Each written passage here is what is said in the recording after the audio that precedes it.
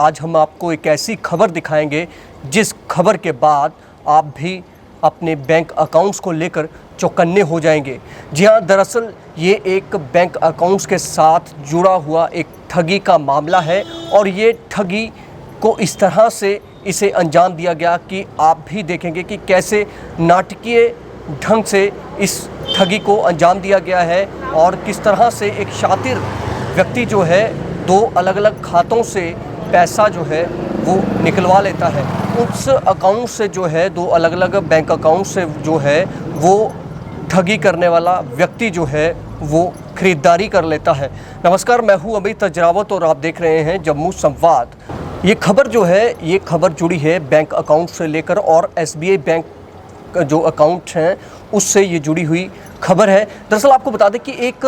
व्यक्ति जो है वो इस तरह से ठगी करता है कि वो एक अकाउंट बैंक में जाता है और उस अकाउंट्स का जो है उसमें जो फ़ोन नंबर है वो खुद का फ़ोन नंबर अपडेट करवा लेता है। दरअसल मैं आपको बताऊं कि हरी मार्केट जो एसबीआई बैंक की जो ब्रांच है वहाँ पर एक शख्स जाता है, मुंह पर मास्क लगाया होता है और टोपी पहने हुए एक शख्स जो है बैंक में जाता है और एक महिला के नाम पर जो अकाउंट है, बैंक अकाउंट है, उस अकाउंट में उस महिला का जो है आधार कार्ड देता है और ये कहता है बैंक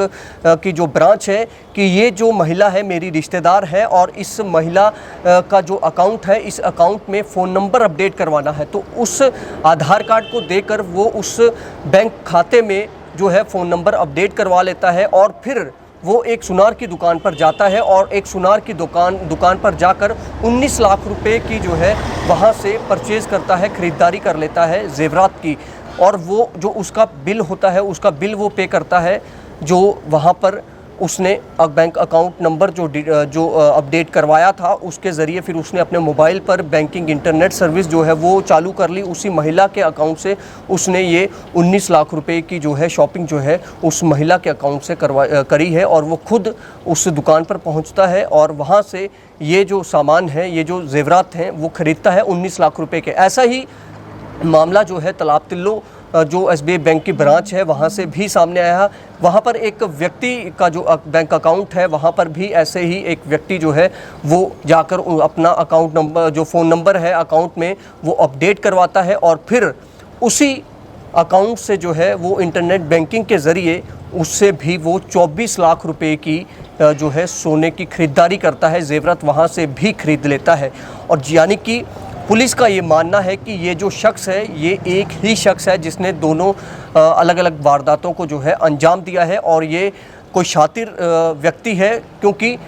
हो सकता है कि इसके पास पहले से ही इन दोनों बैंक अकाउंट्स की डिटेल रही होंगी क्योंकि इस तरह से एक महिला के नाम पर बैंक अकाउंट होना और उसमें इतना पैसा है, ये सारी चीज़ें उसने कहीं ना कहीं से पता करी थी और वो पूरी तरह से उस महिला को उसने आधार कार्ड भी निकलवाया और आधार कार्ड निकलवाने के बाद बैंक में जाकर अपडेट करवा के उसने 19 लाख रुपए की जो है इंटरनेट बैंकिंग जब अपने फ़ोन पर उसने शुरू कर दी तो उसके ज़रिए उसने 19 लाख के ज़ेवरात जो हैं वो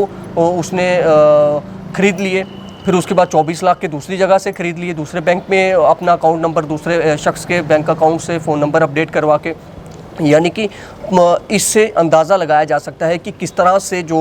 ठगी करने वाले लोग हैं, इस तरह के शातिर जो लोग हैं, ठग हैं, वो किस तरह से आपके बैंक अकाउंट्स की डिटेल, आपकी पर्सनल डिटेल्स उनके पास मौजूद हैं, तभी जाकर ये जो है इतनी बड़ी रकम का जो है उसने इंटरनेट बैंकिंग के ज़रिए अपने पास उस पूरे अकाउंट्स का उसने पूरा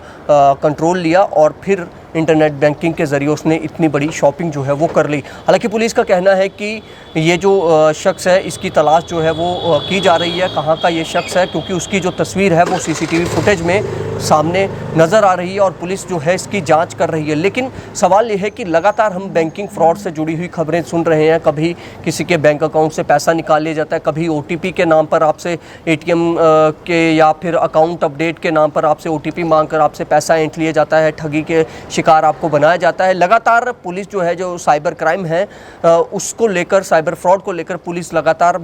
समय समय पर इसकी जानकारी जो है इसके लिए लोगों को अवेयर करती है, जागरूक करती है। लेकिन यहाँ पर देखिए कितनी बड़ी एक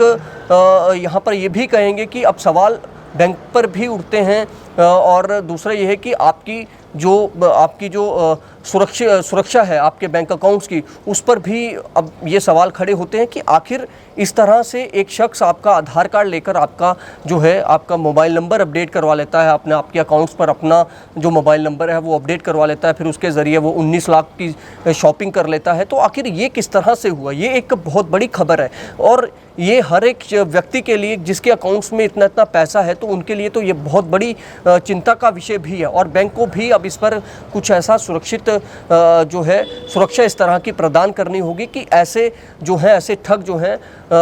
और लोगों को इस तरह का शिकार ना बनाए। हालांकि पुलिस जो है इस शख्स को, जैसे ही पुलिस की गिरफ्त में ये शख्स होगा तो उसके बाद पुलिस के पास कई सारी जानकारी जो है इस शख्स से पुलिस को मिलेगी। लेकिन अब सवाल यह है कि क्या आपके बैंक अकाउंट्स की इतनी सुरक्षा है? आखिर किस तरह से आपको सुरक्षा जो है वो बैंक जो है वो प्रदान करेंगे? अब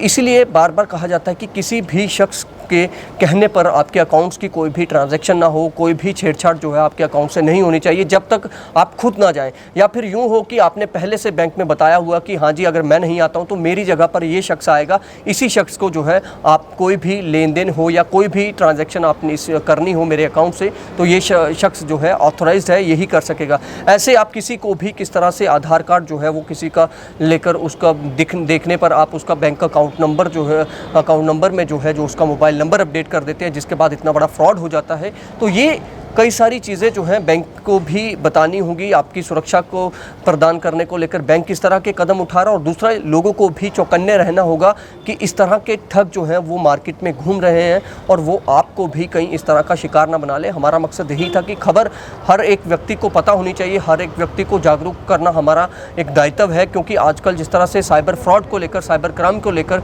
जो खबरें सुनने को मिल रही हैं, जो मामले देखने को मिल रहे हैं वो लगातार बढ़ रहे हैं। इसीलिए हम चाहते हैं कि आप जागरूक रहें, इस तरह से किसी को भी या बैंक में आप सख्ती से कहिए कि हमारे अकाउंट्स को हमारे सिवा कोई भी इस अकाउंट्स की जानकारी या कोई भी अपडेट नहीं कर सकता है।